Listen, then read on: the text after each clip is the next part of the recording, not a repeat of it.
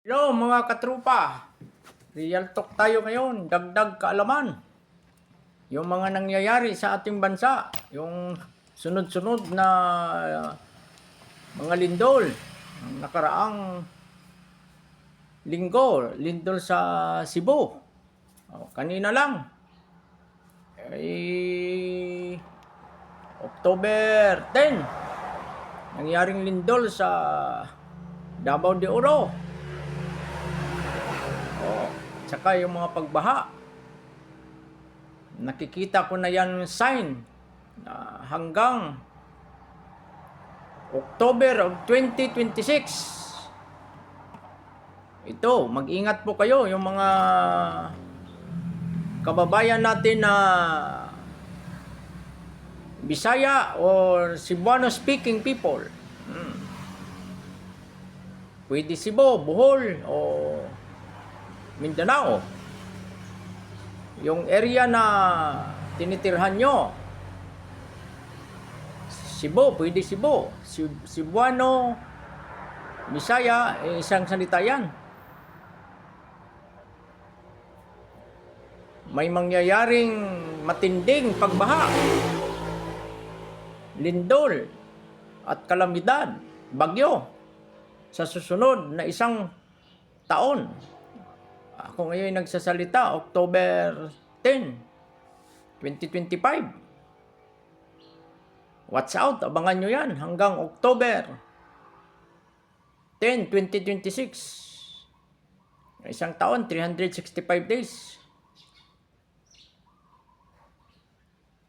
Ako'y nananalangin sa Diyos Ama na sana hindi mangyayari yung mga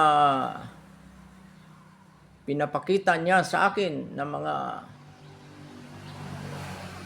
impormasyon. Pinapakita niya sa akin na mangyayari sa future. Isa lang ang makapagliligtas sa atin dyan at makapaghinto ng galit ng Diyos. Isa lang. Tigilan natin magluhod at magdasal sa mga Diyos-Diyos, yung mga ribulto. Ano man ang ating reliyon. Pwede natin yan itago muna. Itago natin yan. Pwede naman natin hindi sirain. Itago natin. Paggawan nyo ng kabinet dyan, ilak nyo. Kasi ang alam ko dyan, isa yan na nakakaharang ng ating pananampalataya sa tunay na Diyos. Hindi ko sinasabi na may mga reliyon na ginagamit nila yan bilang paggalang.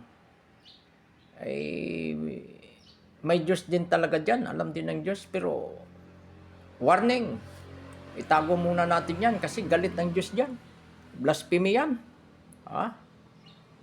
Kaya marami nagsasabi sa akin kung Islam ba ako.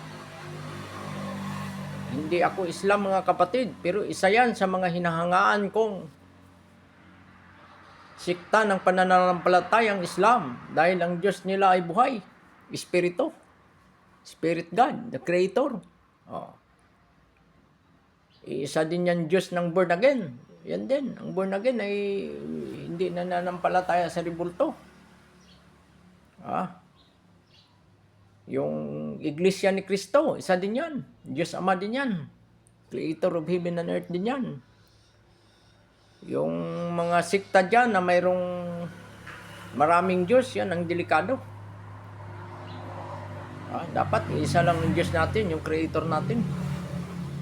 Maraming propeta, maraming pinadalang Diyos, messenger. Pero yung Diyos natin na buhay, iisa. Nagagalit yan, kaya niya niyayanig yung lupa.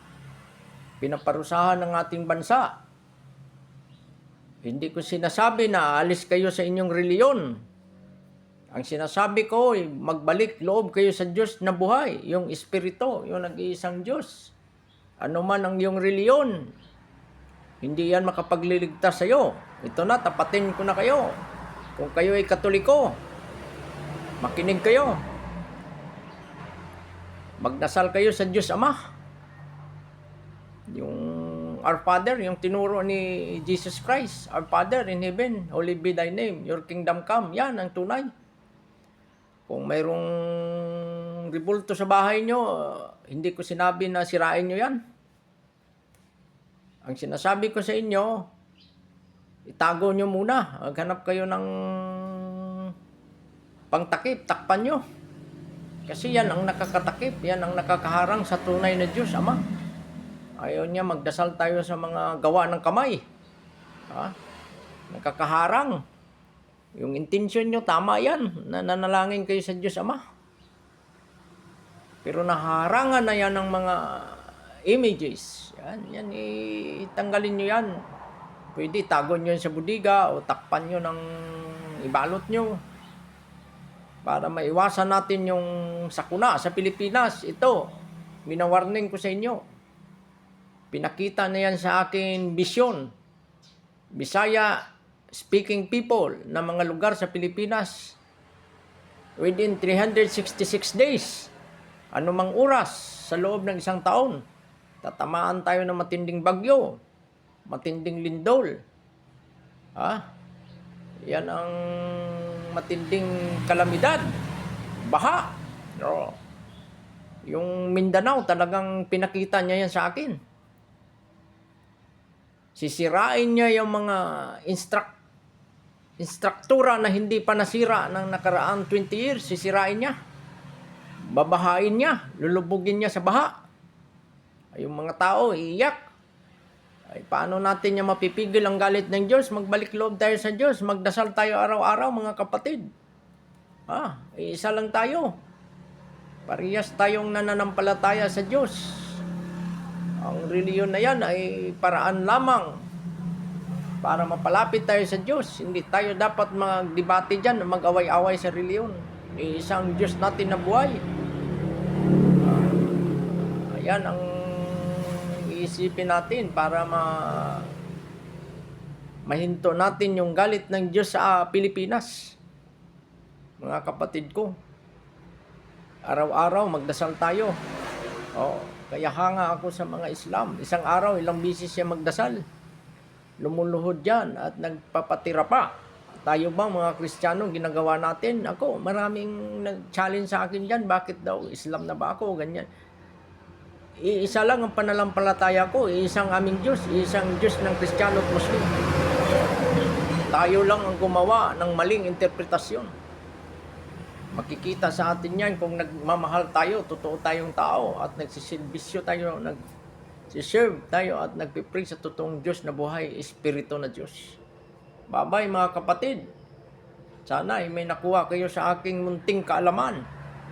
I love you all. Mahal tayo ng Diyos. Magbalik tayo sa Kanya.